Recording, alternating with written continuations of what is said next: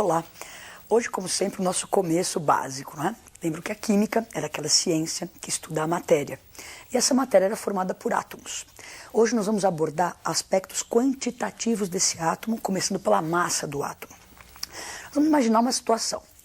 Dê uma olhadinha na tela. Então, se eu pudesse, não é, pegar um átomo com a mão, colocar numa balança, não é, e colocar lá um pezinho, eu teria a massa do átomo. Mas é possível pegar um átomo, colocar na balança e achar essa massa dele dessa forma? É claro que não, né? Isso é uma situação hipotética. Eu não tenho como pegar um átomo, colocar na balança e pôr um pezinho do lado. Mas essa ideia é que me interessa. Quando você vai expressar a massa, por exemplo, de um elefante, você usa a unidade tonelada. Massa de uma pessoa, você usa quilograma. E para o átomo, nós precisamos criar uma unidade para expressar a massa do átomo. Então, a necessidade de expressar a massa do átomo, ter uma unidade para isso, fez os químicos pensarem, bom, nós precisamos de um padrão, de um referencial. Existe um referencial, por exemplo, quilograma. Então, você sobe lá na balança e fala, olha, eu peso 60 quilogramas. Então, é 60 vezes mais que 1 quilograma. Tem esse referencial. Nós precisamos, na química, de um referencial. Bom, se escolheu o carbono 12 para tirar esse referencial, um dos átomos mais estáveis que nós temos. Então, olha o que eles fizeram com o átomo. É lógico que é uma situação também hipotética, não é impossível fatiar um átomo. Mas se fosse possível, fatiaríamos o átomo de carbono em 12 pedacinhos. E esse 1/12 do carbono 12, desse isótopo 12 do carbono, seria o nosso referencial de massa, chamado de 1U. Então, a química estuda a matéria é formada por átomos. Para se expressar a massa desse átomo, criamos um novo referencial de massa próprio para essas coisas bem pequenas, átomos, moléculas, que é o U. Tendo esse referencial, a gente pode então calcular a massa atômica. É lógico que isso nós fizemos aí, ninguém fatiou o átomo, ninguém colocou o átomo na balança. Na verdade, essa massa atômica é determinada experimentalmente no aparelho espectrômetro de massa. Isso foi feito para você entender de onde veio o U, que é a unidade que nós vamos usar. Então, o que é massa atômica, que vai ser sempre dada no seu vestibular para você trabalhar com esses dados? Olhe para a tela. Massa atômica é a massa de um único átomo, expressa então nessa nova unidade que é o U. Isso sempre será dado no seu vestibular, você não precisa saber de cor nenhuma. E você tem aí na tela alguns exemplos. Carbono 12U, oxigênio 16U. Então, isso vai ser dado sempre no vestibular. Agora, como é que seriam para moléculas, né? A gente lembra que a química estuda a matéria é formada por esses átomos se unem e formam as moléculas. Como é que seria então a massa de uma molécula? Então a massa molecular é a massa de uma única molécula, expressa na mesma unidade U, e eu vou obter como? Obtendo, somando a massa dos elementos que estão ali. Vamos ver alguns exemplos de massa molecular. Substância água. Está lá a massa molecular da água. Então nós temos o elemento hidrogênio e o elemento oxigênio. Aquele índice, você se lembra que indica a quantidade de átomos. Então nós temos 2 vezes o hidrogênio mais 1 vez o oxigênio. Substitua as massas atômicas que são dadas, o hidrogênio vale 1, o O vale 16, somo isso tudo, então eu tenho a massa da molécula de água 18U. Mais um exemplo, agora é o sulfato de alumínio, não é? Então você tem aí 3 elementos, alumínio, enxofre e oxigênio. Então para eu achar a massa da molécula, vamos somar a massa dos 3. Então lembra dos índices, 2 alumínios, esse 3 fora do parênteses multiplica o que está dentro do parênteses, então tem lá 1 enxofre vezes 3 enxofres, 3 vezes 4, 12 oxigênios. Substitui as massas atômicas, totaliza isso e dá lá 342U. Então você acabou de calcular a massa molecular do sulfato de alumínio. Agora essas massas expressas em U, será que elas, assim, no meu dia a dia, vou a um laboratório, vou trabalhar com água, com sulfato de alumínio, eu consigo mensurar 18U de água? Então os químicos fazem lá uma receitinha. 18U de água. Não é possível, porque é a massa de uma única molécula. Isso não é mensurável. Então nós temos um problema.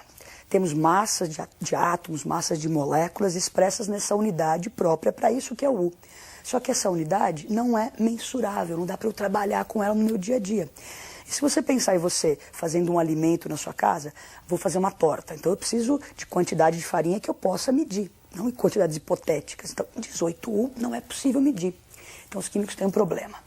Daí eles analisando, observando aí a natureza, olha o que eles viram aí, uma criança, não é? Dá uma olhadinha na menina lá, animada, comendo aqueles confeitos de chocolate, não é?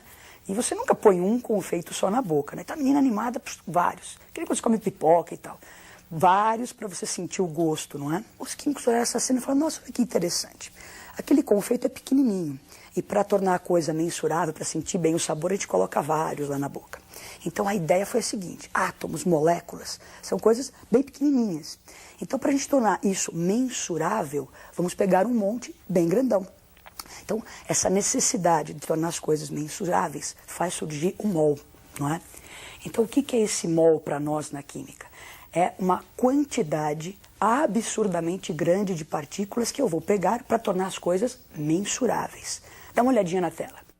Os químicos criaram esse conceito aí, mol, não é? A palavra vem do grego, que significava um amontoado, um montinho. Então, mol é esse amontoado de partículas. Só que se lembrem, tem que ser um monte absurdamente grande, porque átomos, moléculas, são coisas absurdamente pequenas. Então, o mol está ligado a essa quantidade, 6,02 vezes 10 a 23 partículas. Então, para nós, na química, um quitandeiro, por exemplo, ele vai contar laranja, ele conta em dúzias. Então, a pessoa fala a palavra dúzia, vem aquele conceito de 12 unidades, não é? 12 coisas. Para nós, na química, nós vamos contar em mols. Então, eu peço lá, um mol, eu estou pedindo 6 vezes 10 a 23 partículas, e este número é conhecido como número de Avogadro. Então, criamos o mol. Então, vamos supor que eu fosse comprar átomos, comprar moléculas, eu iria comprar em punhadinho chamado de mol. Então, dá uma olhadinha na tela. Eu peço lá, eu quero 1 mol de átomos. Então, eu vou receber 6 vezes 10 a 23 átomos. Ou eu peço 2 mols de moléculas. Então, eu quero 2 montinhos com 6,02 vezes 10 a 23 moléculas. A gente viu que o mol é essa quantidade. No sistema internacional, existe uma grandeza chamada quantidade de matéria. Então, existe um sistema, dentro dele existe matéria. E se eu quiser medir a quantidade de matéria, a unidade que nós vamos usar é justamente o mol. Então, no sistema internacional, mol expressa quantidade de matéria. Vamos fixar bem isso na tela. Olha lá, mol é a unidade que no sistema internacional expressa a quantidade de matéria que tem um sistema. Como o mol vai nos ajudar a entender bem essas coisas, né? Os químicos precisam de quantidades mensuráveis. Vou ao laboratório, vou medir coisas. Só que eu preciso medir e saber o que eu estou medindo. E o mol faz esse papel, não é? Ele me ajuda a misturar, a relacionar quantidade com uma certa massa. Lembra que nós tínhamos aquela massa em U, que a gente disse que não era mensurável? Daí criamos o mol. Agora nós vamos misturar isso tudo. Vamos ver o que salada que deu. Você tem aí o elemento cálcio, não é? Cuja massa atômica era 40U, a massa de um único átomo, que não era mensurável. Então a ideia era pegar um amontoado bem grande de átomos, nesse caso aí 1 mol de átomos, e aparece uma massa registrada na balança. Se você perceber, a massa está lá 40 gramas por mol. Então, massa molar é a massa de 1 mol. Você vê que essa massa molar, a massa de 1 mol, ela é numericamente igual à massa atômica.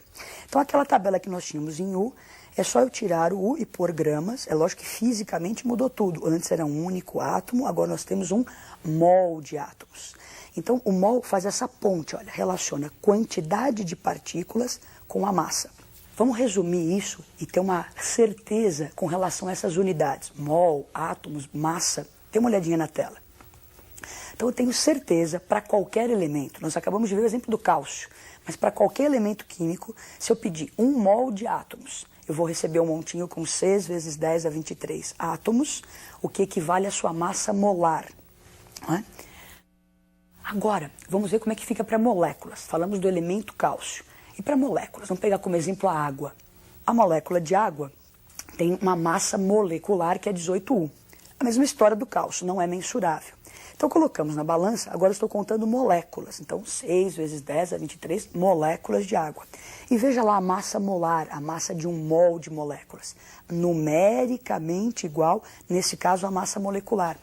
Então aquela que eu acho em U, eu tiro o U e passo para gramas, deixei de ter uma quantidade que não era mensurável e passo a ter então agora uma quantidade mensurável.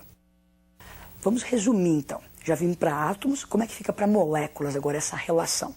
Eu tenho certeza, se eu pegar 1 mol de moléculas, eu estaria pegando 6,02 vezes 10 a 23 moléculas, o que equivale ao que é chamado de massa molar, expressa sempre em gramas por mol. Vamos ver o que pode acontecer agora com alguns gases em algumas situações, não é? Então, nós estamos falando de mol, de quantidade. Vamos pensar na quantidade de gás. Vamos dar uma olhadinha nesse desenho muito bonitinho aqui, ó. Então nós temos um rapaz na praia, então ao nível do mar, a pressão atmosférica 1 atm, dentro de uma câmara frigorífica a 0 graus, ele está segurando uma bexiguinha para passar o seu calor, tem lá 1 mol de um gás. Então eu tenho 1 mol de um gás a 0 graus a 1 atmosfera. Então aquela bexiga vai ocupar um volume, que nós vamos chamar justamente de volume molar. Volume molar de um gás no que se chama de condições normais de temperatura e pressão, CNTP. Então a temperatura 0 graus, a pressão de 1 atmosfera, aquela bexiga iria ocupar um volume de 22,4 litros. Então, sempre que nós tivermos gases nessas condições normais de temperatura e pressão, o volume molar, o volume de 1 mol desse gás, será sempre 22,4 litros. Vamos fixar isso olhando para a tela. Então, nós temos 1 mol de moléculas, 6 vezes 10 a 23 moléculas, equivalem à massa molar, isso tudo nós já tínhamos visto. Agora, se ainda for um gás e estiver na CNTP, ainda posso dizer que ele vai ocupar 22,4 litros. Bom, então nós damos uma olhada nessa coisa de quantidade que é mol. Vamos fazer um exercício para ver se a gente aprendeu a relacionar essas quantidades, essas unidades, mol, átomos, moléculas, gramas. Vamos ler o exercício. Então, no exercício diz assim: quantas moléculas de butano existem em um isqueiro contendo 5,8 gramas dessa substância? Se você observar nos dados, não é? Ele coloca o número de Avogadro 6 vezes 10 a 23. Sempre olha no seu vestibular que ele pode dar arredondando 6, 10 a 23 ou usar o 0,2. Habitualmente não se usa o 0,2, então fique atento a esse detalhe aí. E as massas do carbono e hidrogênio. Então vamos lá para a resolução. A nossa dúvida, não é proposta, ele quer saber quantas moléculas existem em 5,8 gramas. Eu vou precisar, antes de resolver essa dúvida, calcular a massa molar do butano. Então temos aí para calcular a massa molar, você se lembra que a gente tem que somar, não é? Então 4 vezes o carbono, 10 vezes o hidrogênio, dá uma massa que é 58 gramas por mol. Então, a nossa dúvida era quantas moléculas em 5,8 gramas. Agora vem com a nossa certeza, aquilo que nós acabamos de aprender. Na química, se eu pegar um amontoado de 6 vezes 10 a 23 moléculas, então moléculas embaixo de molécula, isso equivale à massa molar, que é 58 gramas no caso dessa substância. Então, a dúvida, a certeza, multiplicamos incluso comparando essas coisas e encontramos então 6 vezes 10 a 22 moléculas. Bom, essa matéria, é bom que fique claro que você tem que treinar bastante, fazer exercícios, não é? Encarar os exercícios como transformações de unidades, que nem aí ele me deu massa, queria saber moléculas, saber bem aquelas relações, ler com atenção, dúvida comparado com a certeza e boa sorte. Até a próxima.